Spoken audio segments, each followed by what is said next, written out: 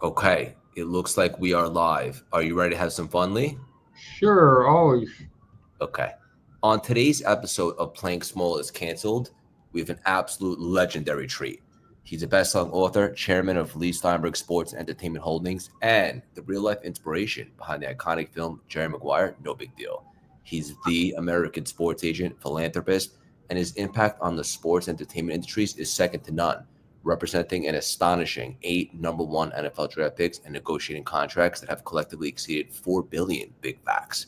Beyond the record-setting deals, he has championed philanthropy, directing over $1 billion to charities worldwide, and his vision of building athletes into brands and using sports as a platform for change has shaped the industry as we know it. He's just a juggernaut in all facets of life and a terrific human being.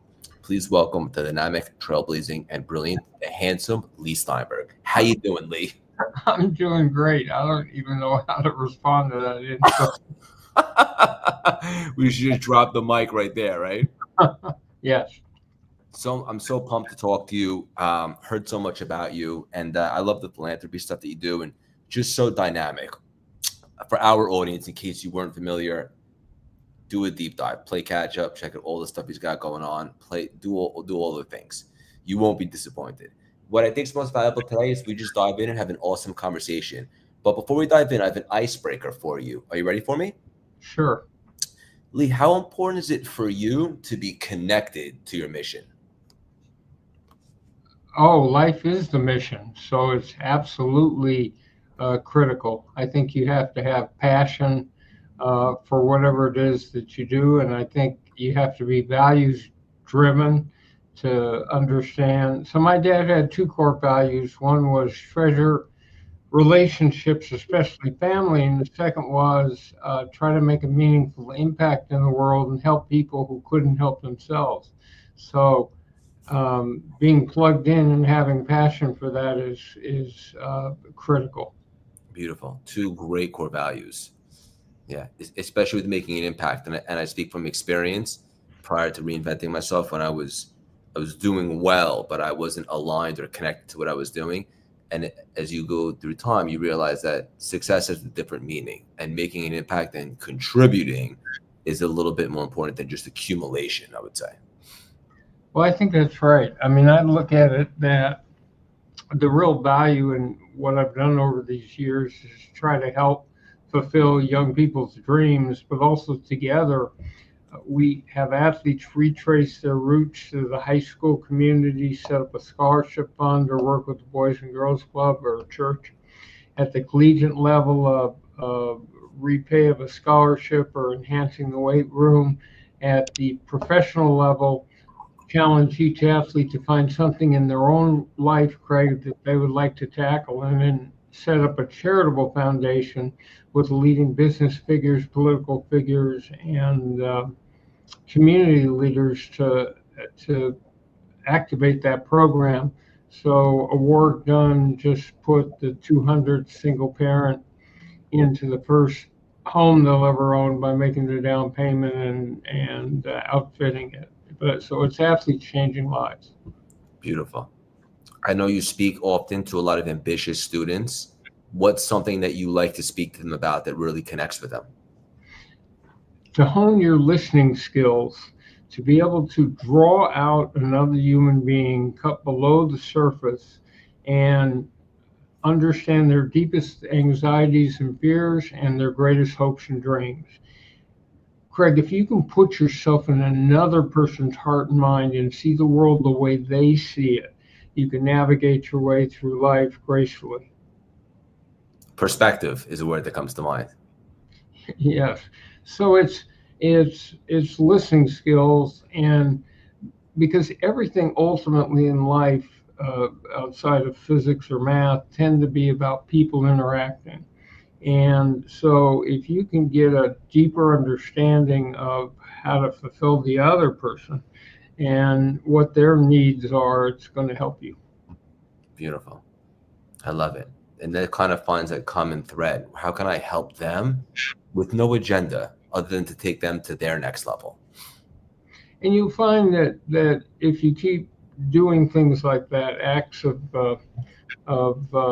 kindness and and helping people. I mean, the real definition of a friend is, are you there when it's uncomfortable to be a friend for your friend? Are you there in those rough moments? Do you show up? And I feel like if you do those things, it is an expression of your heart, and gives you a whole greater path for living. Yeah, I love this so much. And I was checking out some of your content, which I highly suggest everybody do. And I saw you say that it's very important for you to take time to experience the natural beauty of the world. And something that came to mind is just being so present. So that the last thing you said is the key. Are you in this moment? Can you discard the past, stop thinking about the future, not worry about your cell phone or your computer, but just be in this moment? And part of it is when you're out in the world, um, we were gifted this beautiful planet, and there's beauty everywhere. And if you can internalize some of that, instead of obsessing with your own problems, you'd be much healthier. Agreed. Yeah. And that takes work. It's a muscle that could be flexed the more present you are in perspective. Right. Yeah. I wanted to ask you, what exactly is the deal with the Agent Academy? It looks great. So I wanted to create the next generation of sports professionals that have ethics and values. And you go to law school or business school or sports management, and they teach general principles, but they don't teach you specific skills. And so here we emphasize, like I said, the art of listening, the ability to recruit or sell another person on your program, the ability to negotiate, which we all have to do. I wrote a book on the art of negotiation, the ability to brand and market. And we have them do little exercises where they actually last weekend had to recruit a couple of retired athletes who sat there. They were agents, and they had to ask questions and try to recruit these retired athletes. We did a mock negotiation where half of them played general managers and half of them played player agents, and they had a case they had to negotiate. They had a marketing exercise where they had to show me what they would do with a client like Caitlin Clark.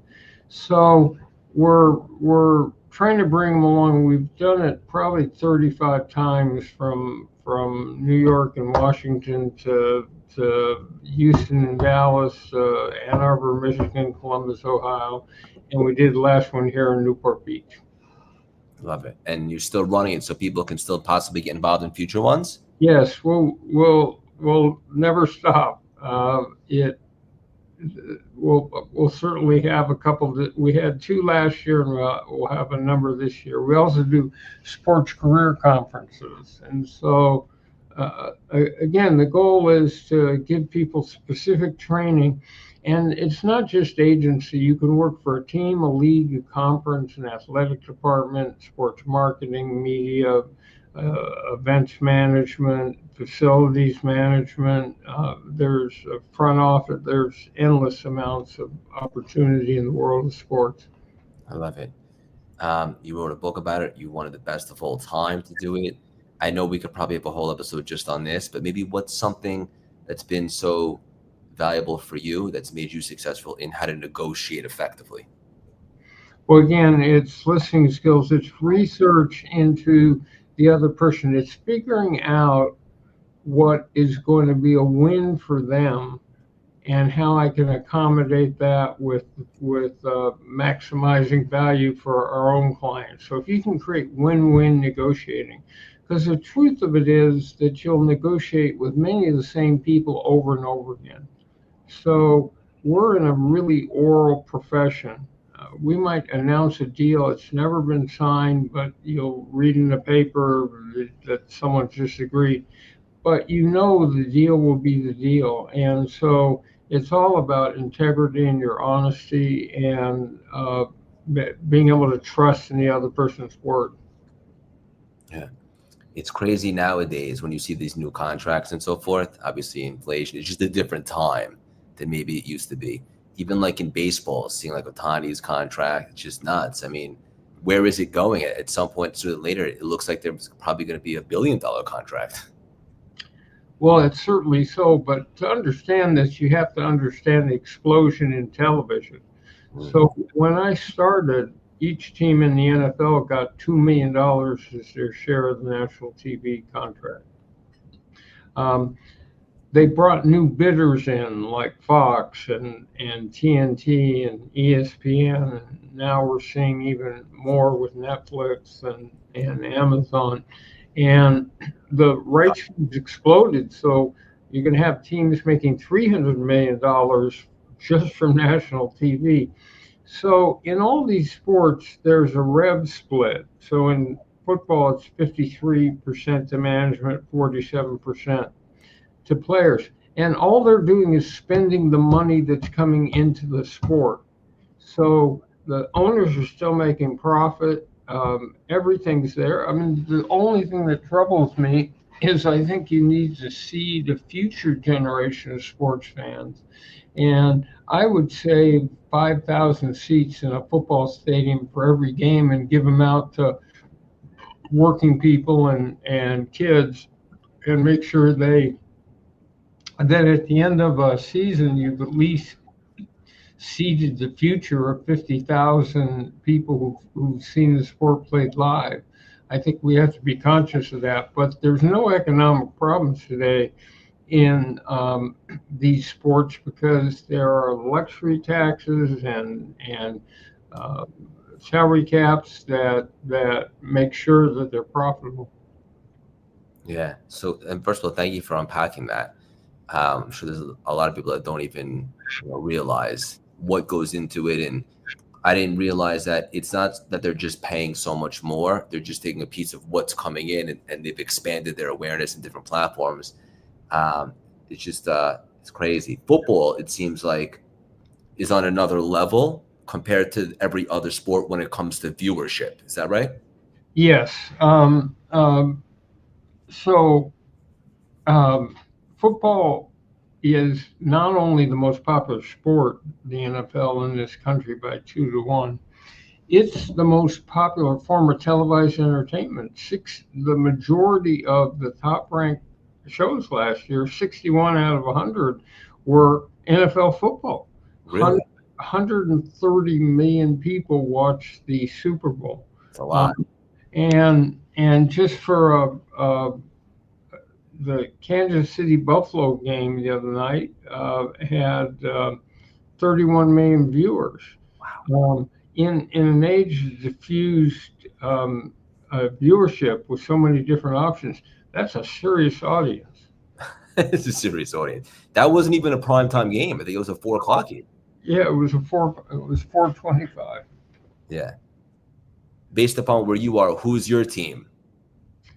Oh, I grew up rooting for the Rams, but my team is where we have quarterbacks playing. So, you know, so obviously I root for Patrick Mahomes and the Kansas City Chiefs. We have a quarterback stuck in a difficult position, Cooper Rush, who's filling in now for the Cowboys, and it's doing the best he can. So I root for players, not for teams. The goal, Craig, is to have as many clients as you can make it to the Super Bowl because that's a penultimate experience. So you're rooting for back in the old days when I had half the Dallas and San Francisco and Pittsburgh. I used to root for them to always be in the Super Bowl. Yeah, I love it. Um, Before we land the plane, I wanted to ask you. I saw you also talking about how important it is for you to make sure to tell the important people in your life how much you care. I thought that was really beautiful. That's big for you. So we have this sense that life and reality will go on forever.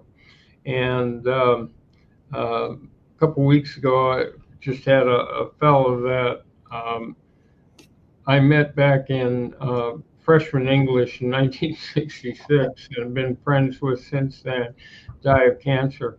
And it just, you need to take the opportunity all the time to tell the people that you care for in your life how much they mean to you. And we assume that everyone knows how we feel about them, but you need to actually tell them, and not delay in expressing positive feelings and support for other people, but try to incorporate it into your life where it's something you do all the time. And it having regrets that it didn't end well. When you're young, you think life will last forever. And then when people start to leave your life, you get a sense of the fragility of our reality. Beautiful perspective. Yeah, thank you for sharing that. Um, Before we wrap up, what are you personally most excited about right now? And how can all of our listeners and so forth support or maybe get involved? So I was working on a project and still am, which has to do with the fact that most sporting events come down to the fourth quarter or the last drive, or if you watch football this weekend, the last play. So, is there a way to stimulate energy, focus, endurance, and productivity in those critical moments without using drugs? Secondarily, can we rehab players quicker from injury, because of the cap? If you lose the key player, the backup's not at the same level. Um, and then can we finally, through neuroplasticity, heal a concussed brain, a TBI brain? So I've been working on concussion for years, and I went around and started exploring, and I found out that the process of biofeedback can is really refined. But I also looked at hyperbaric oxygen, stem cells, red, blue, and white light, and these are modalities that all of us can incorporate into our own lives to be healthier, and preventative medicine to not run into problems. But particularly with athletes, what I want to do is take these concepts to teams and to franchises and to colleges and show them the breakthroughs that are occurring all the time in anti-inflammatory, higher energy levels, faster rehab. I love it. Thank you for the work that you do. It's beautiful. And your passion is contagious. Before we wrap up, a little rapid fire, maybe one or two word answers real quick. Are you ready for me? Yes. Favorite movie? Godfather. Classic. Your last meal on earth would be? Um, would be anything with cheese and red sauce. Mhm. Uh, so it could either be Italian pizza, it could be Mexican tacos, but it would have uh, lots of cheese and lots of red sauce. Sounds unbelievable. Making me hungry right now. Your favorite book? Sapiens by Noah Duvall Harari, which is about a history of us as a species. Okay. Your favorite musician? Jimi Hendrix. And last but not least, your favorite morning ritual essential? Walking with my Apple Watch or Fitbit on, trying to get my 10 to 15,000 steps. First thing every morning, out on the walkway and looking at the ocean. Beautiful. I love it. You're such a legend. Hang out for 1 second. I want to connect with you after. Leigh, thank you so much for stopping by today and dropping these priceless, juicy nuggets. My pleasure.